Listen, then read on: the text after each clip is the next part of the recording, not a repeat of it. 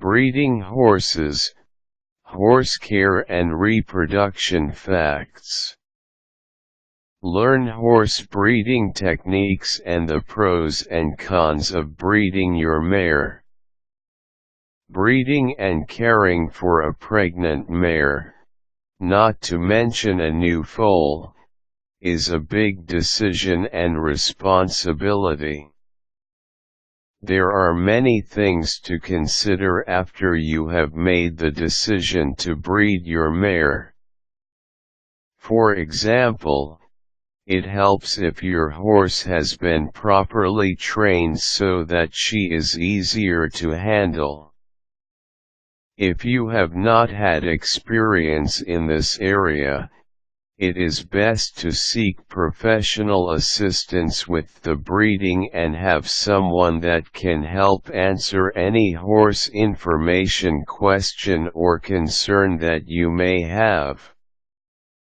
Some of the things that need to be taken into consideration even before breeding takes place are the time of year.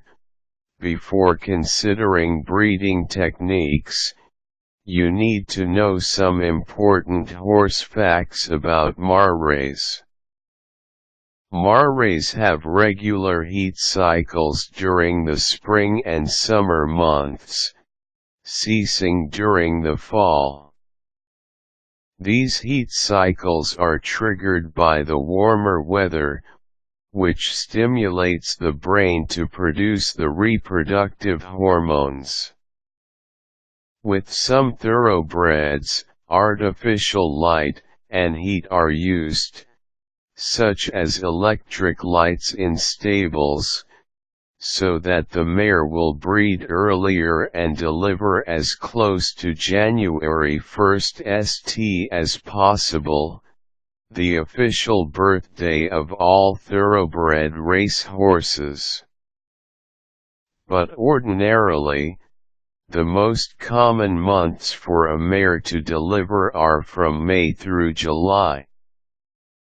So knowing that a mare's gestation period lasts 11 months, the best time to have the mare covered, or bred, is from June through August. Pros and cons of breeding. While there are benefits to having your mare bred, there are negatives as well, and one thing for certain is importance of general horse health. Most mares will not have any trouble having a successful gestation and delivery, but sometimes problems arise. When thinking about breeding your mare, you need to make certain that you have the time for the hard work it requires and that you have special facilities, such as a separate area in order to wean the foal. Breeding purebreds can have a financial benefit where crossbreeding doesn't offer much financially, although it has been known to produce nice foals. With stallions, you don't have to worry after the deed is done, but there are incidents that could happen during the breeding that could cause damage, such as the mare kicking. Age for breeding. Most mares are able to be bred from their first heat cycle, about 18 months of age, up until they no longer have regular cycles. Most breeders like to start at age 4 because the mare is finished growing at this age.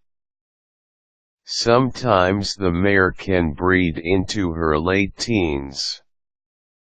With stallions, or studs, most breeders try to do training, such as breaking and manners, when the stallion is 2 years old, so that he'll be easier to handle when they start breeding him at 3 or 4. Don't start breeding your stallion too young or you'll never get anything else accomplished. So if after considering all this, you are still wishing to breed your horse, then congratulations. Having a new foal is always exciting.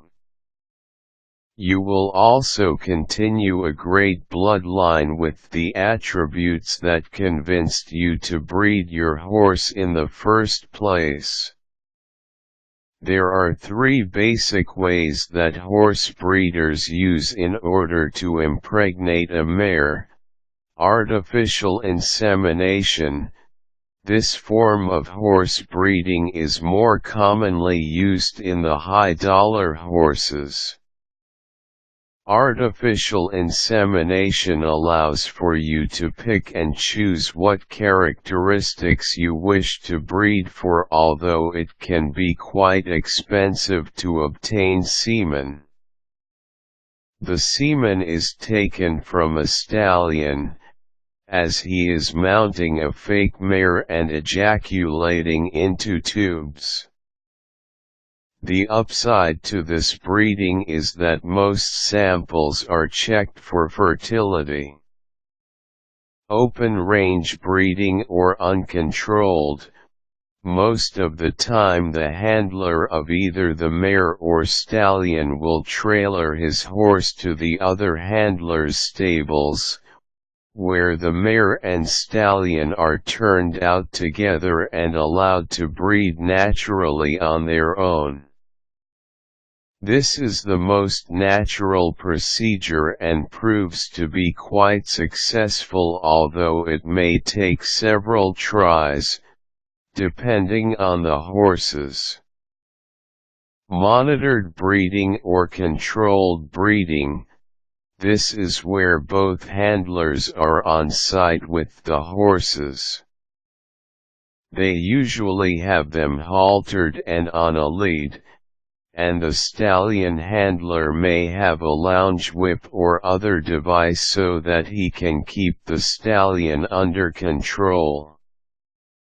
This is one of the more dangerous ways to breed because you never know how the mare or the stallion will react, and this puts you in the middle, so to speak. Once breeding is completed, wait at least 1 month, about the time the mare is usually in heat, to make an appointment with your veterinarian. The veterinarian can confirm whether your mare is indeed pregnant or not. Most breeders do offer guarantees, so that if the mare doesn't take, you get to try again until she does. Once the breeding is confirmed, it is safe to continue exercising and riding the mare. Most can be ridden up until they are scheduled to deliver, depending on the mare's health. Caution: never turn your back on either horse if you are using controlled breeding. Quick tips: caring for a pregnant mare and a new foal is a lot of work. Make sure you are ready for it.